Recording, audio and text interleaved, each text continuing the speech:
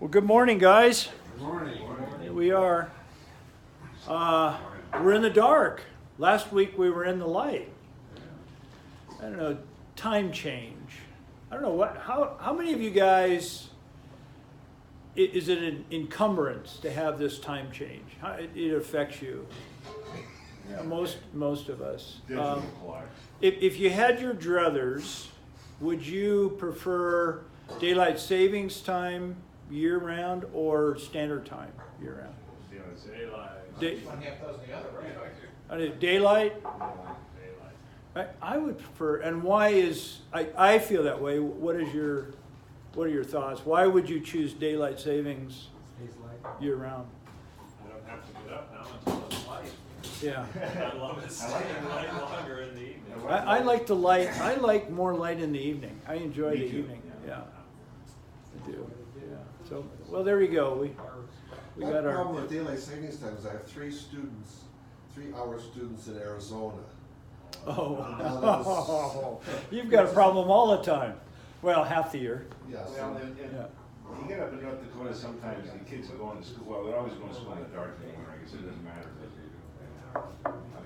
It's dark in the morning, dark in the evening. You can't stop.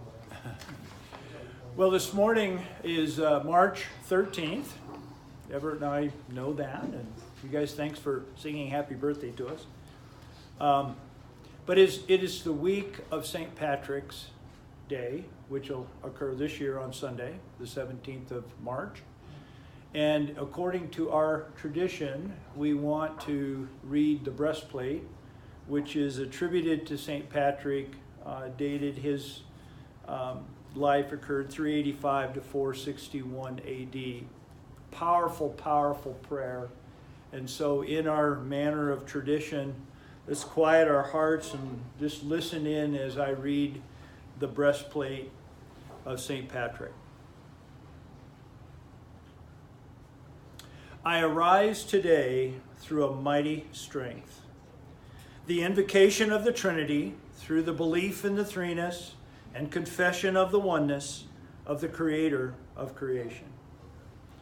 I arise today through the strength of Christ's birth with his baptism, through the strength of his crucifixion with his burial, through the strength of his resurrection with his ascension, through the strength of his descent for the judgment of doom.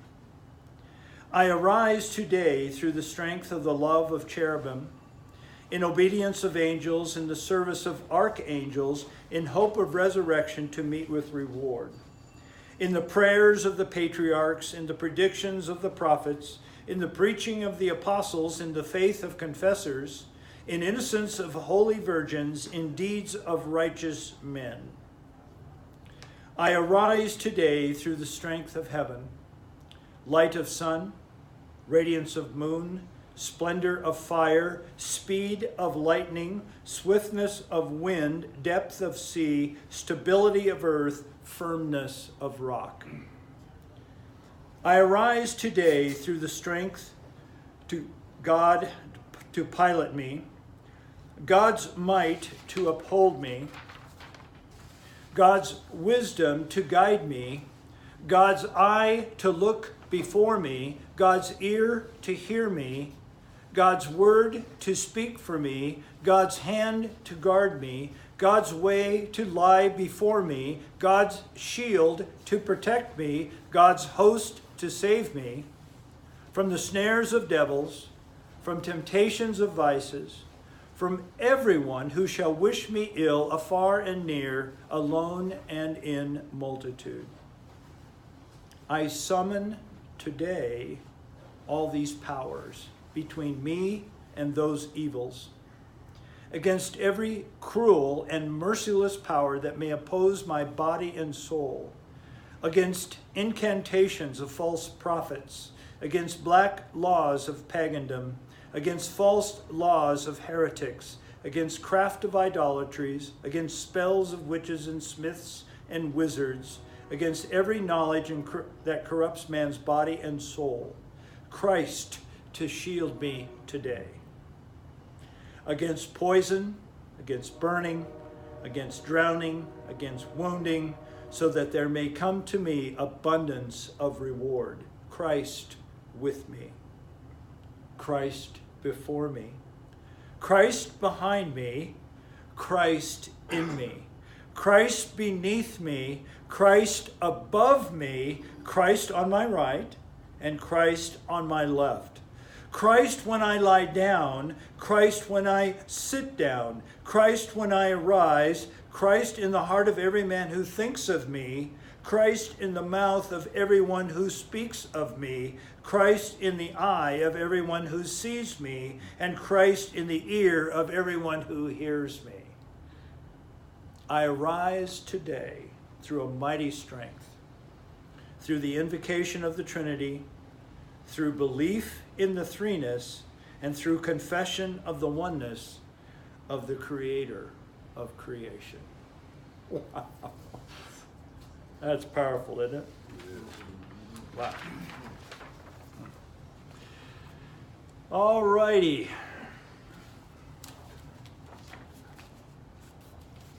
Well, this morning I actually have a handout for you.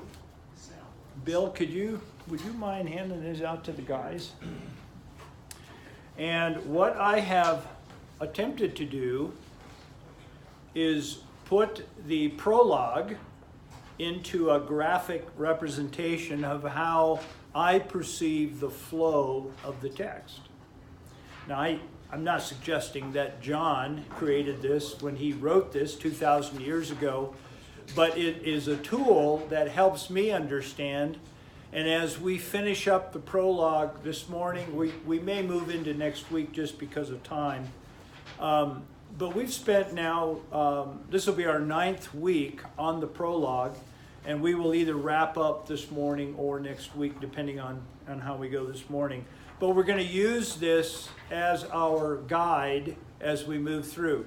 Now, you'll notice that on the sheet, there are 2 columns. The column on the left has to do with the Word enacting or active rather in all of creation prior to the incarnation. And then on the right-hand column is the Word incarnate, beginning there in that upper right-hand corner in verse 14. That column represents the incarnation and post-incarnation. And then there are 2 horizontal blocks that move across the page, and notice the correlation there is in verse 5, I'm calling the problem statement, and then in verse 18 that we'll cover more in depth. We haven't looked at that yet. We'll be looking at that as the solution statement. So do you get my overall idea of the flow? And think of these texts as blocks of thought. As John the Apostle, under the inspiration of the Spirit of God, is writing, he is moving like we do in blocks of thought. And so I've posted those blocks in a relationship that how I see it, and I'm submitting it to you. So we'll follow this guideline as we look through. So, review of John's Gospel. We're in week 9. Last week we spent our time on verse 14, the end, that last phrase, full of grace and truth. Sure. And what we talked about was the word grace as being correlated to the Old Testament thought, the Hesed of God.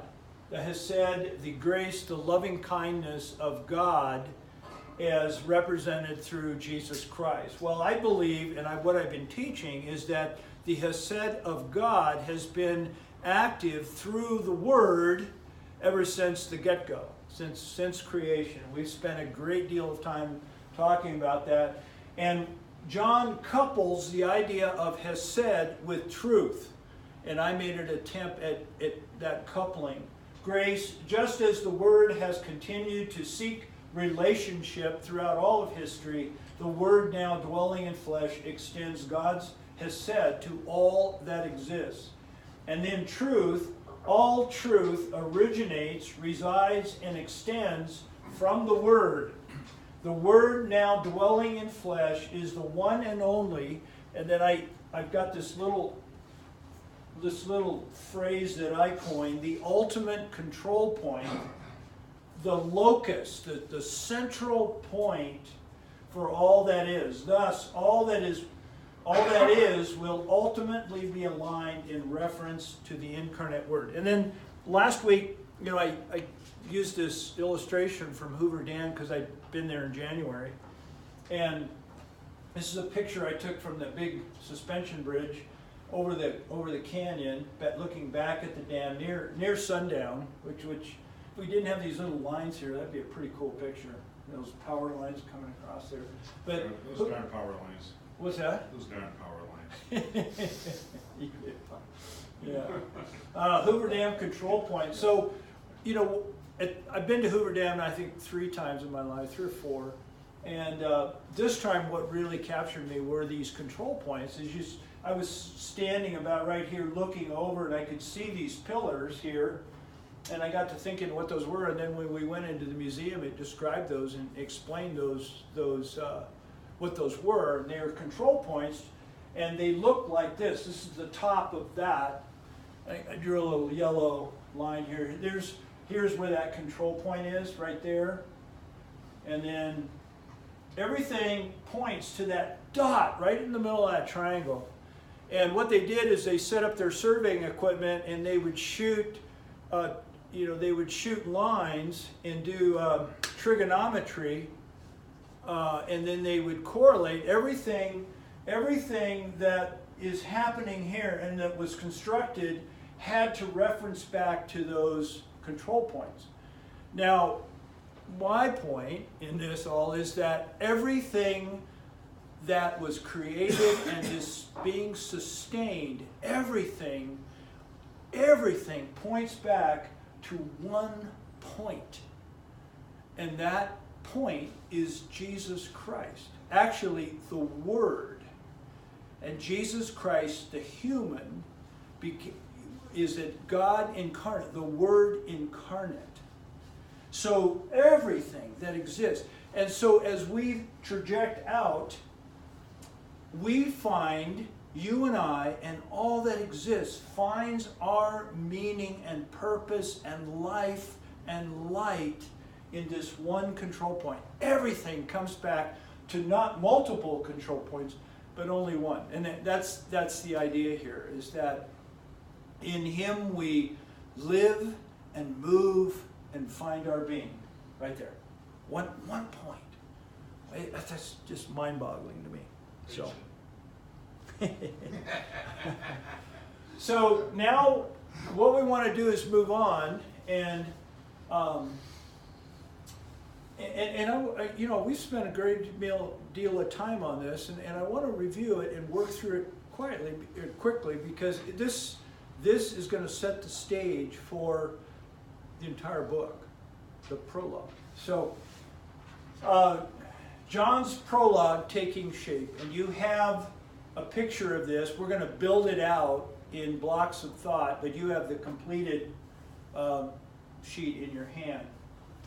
So number 1, we started several weeks ago, declarative statement number 1. In the beginning was the Word, and the Word was with God, and the Word was God. He was in the beginning with God. All things came into being through Him, and apart from Him, nothing came into being that has come into being. In Him was life, and the life was the light of men. Light of men. And so we talked about light.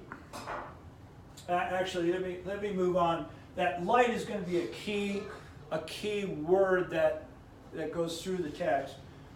Then we move into block number 2, which is the problem statement. This light shines into the darkness, but the darkness can't comprehend it. And it's the idea of reception. It's like the light tends to penetrate, the light is shining into this darkness. And we describe the darkness as being the second darkness that occurred because of fallen creation, post Genesis 3. And it's like the light just keeps bouncing off the darkness, because the darkness cannot absorb and receive the light. That is the condition of all of creation post Genesis chapter 3. So the relationship there, I got my little yellow line thing. I learned how to use all that, and so now I'm overdoing it. But here we go. Light of men, and that light, and we defined light back in the early times of our studies as light by nature gives us the ability to understand where we are, to orient ourselves in space and time. It gives us the ability to navigate in and through space and time, and it gives us the ability to find our way home. And the reason I state that is because that longing for home is within all of mankind. So light is everything, and it resides in life, and it emanates, created by and sustained through the Word. Word, life, light is kind of the flow of this section here. And that light is shining into the darkness. Now I know this is review, but we want to work through it. So now we got this, with this third block of text, 1, 6 through 8, and I'm calling this block of text John's Witness Phase 1. In the Gospel of John, there are 3 references to the John the Baptist, not the writer, but John the Baptist, and I'm calling it phases 1, 2, and 3. We'll look at 1 and 2 this morning, and then we'll look at phase 3, because there's different nuances in these different phases. John 1, his phase, was that he was there to testify of the light. This light is existing and has existed in all time. And here is where I talked about how John the Apostle, the writer of the Gospel, is using a literary device called that will eventually be called Midrashic interpretation, where he's reinterpreting Genesis chapter 1. John, this section, or the 1 through 4, referencing Genesis chapter 1. In the beginning, God created the heavens and earth. So what I'm suggesting is that John is reinterpreting that act of creation as there were actually 2 equal powers that were one, working out of relationship, and through the one, all that was created, the Word, all was created and has been sustaining through that Word ever since. So that is the idea, and that Word is the light, and John is testifying. And then part of the Midrashic idea is that you take that text, reinterpreting, and move it right into the current culture, and that's what I think John is doing by referencing John the Baptist, who was a very well-known person by the audience, and he's stating what John's role is in relation to this bigger picture. So there is witness number 1. John came to testify of the light. Now the 4th block is right below that, 9 through 13. And this is primarily the activity of the Word prior to the incarnation. Even though you hear this applied to Jesus, which is not a problem. It's true of Jesus. But I'm looking at the incarnation statement is in verse 14. This is prior, in my opinion, prior. So the Word has been active through all of history. And guys, we spent a couple weeks where I traced Old Testament history with you and talked about how throughout history there have been individuals who have received the light. And the Bible makes note of these people who have received the light, but over time, all of culture reverts back to what I named as the jungle. There's a propensity within human beings of this separateness.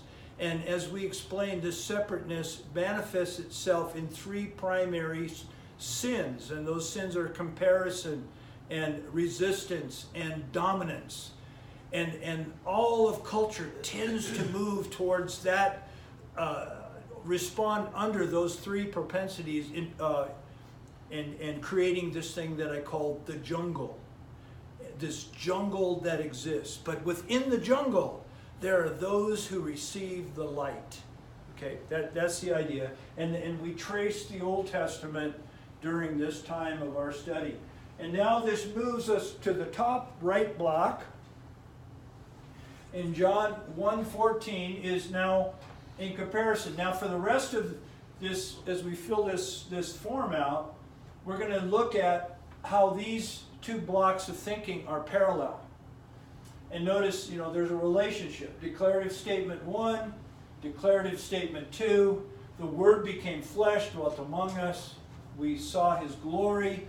Glory is of the only begotten from the Father, full of grace and truth. Here we have the Word was God in verse 1 and 4. And now the Word became flesh. There's a movement in thought in John's writing. Notice that the problem statement is still a problem. It hasn't been resolved. It's still there. And it covers both columns. Then we move to the next block, right below 14, lower, right in the midsection on the right. Notice the correlation. And it says, John testified about me, and this is new. We haven't looked at this text yet. John testified about him and cried out, saying, this was he of whom I said, he who comes after me has a higher rank than I, for he existed before me. That's John's witness, phase 2. And notice, so here we have this correlation. The Word continues to speak over here. And then secondly, the Word now speaks through the incarnate Word. The incarnate Word. John testifies about him, and he's crying out, unique to John's gospel, in terms of John the Baptist, is this phrase here, that he existed before me. In the Synoptics, John the Baptist is referred to as the one who is following me. But only here in John, as he is referencing the pre-existence of the incarnate Word. And of course it pertains to the scope of John's gospel in the prologue. So it makes perfect sense. Okay, so there's John 15. Now John 16 and 17, again, the correlation between the left and the right column. The Word, and when I use the term the Word continues, I didn't have enough space here. So the Word is continuing to be active, speaking, reaching, and seeking, both prior to the incarnation and now at the incarnation, for of His fullness, now we're talking about Jesus Christ. For His fullness, we have all received grace upon grace, hesed upon hesed. For the law was given through Moses, grace and truth were realized through Jesus Christ. Now this is where a lot of our brains go tilt, and we look at a contrast here. How Jesus Christ, how the law was almost criticizing the law. I don't view it that way, and I'll explain it in just a little bit. The law was a grace given through Moses, and but yet the fullness of this grace, grace upon grace, was given through Jesus Christ, was realized through Jesus Christ. First mention of the term, Jesus Christ. Notice the correlating idea here is receive. It has always been reception of the Word. And we see here we have received, some received Him. Over here, all received this grace. And again, the key idea in correlation is that it's always been reception of the word. Yes. On the right side, you said all. I see the word "we" there. "We" is a subset of the group. I mean, We have all, yes, yeah, you're right. I'm doing this without notes, pal. I'm doing great. Yeah. Okay. Yes, Dave. One of the things that helps me, because like a lot of the rest of us, when we talk about Moses and the law, you're right, we can, get into this thing, but if I can remember that the actual meaning of Torah is teaching. It isn't really law. The word Torah really means teaching. Yeah. That puts a different slant on what was provided. And then that ties in, I see two other key words in your right-hand paragraph there, because Moses gave it, presented it to the people. So that there's the given, and then Jesus realized it. He made it real. Yeah. Moses gave it, but it wasn't real until Jesus came. Yeah, the word realized there, I've got a lot more on those verses we'll look at, and you're bringing this stuff out. That word realized is come into being. It's being manifested. Go ahead, Tatsi. Yeah. The other thing is, Deuteronomy is always regarded as, where the law is. But if you really look at some of the key passages in Deuteronomy, there really is God's love is in there. So there's a connection of the law and love to me, in Deuteronomy. Well, you guys are making connections that for a lot of us, it's been harder and it's been primarily through the teaching of, in my opinion, dispensational type of theology, where you almost get this idea that there's a different God of the Old Testament than the New Testament.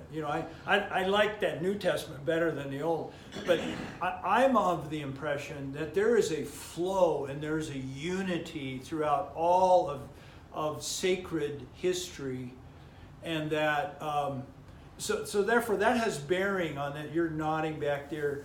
That has bearing on this. I don't think God said, okay, we're going to give them, we're going to list a bunch of rules and let's see how that works. And then over the course of 2,000 years, after all the history of the Old Testament, we got to have a team meeting here. It's not working, and God the Father looks at the second member of the Trinity and says, get your boots on. You got to go down there. I just, we got to fix this. We got to fix this. You got to go on a road trip, Jesus, or second member of the Trinity. Word. You got to put your boots on and do a road trip and see if you can pull this thing out. I don't think that's how it was.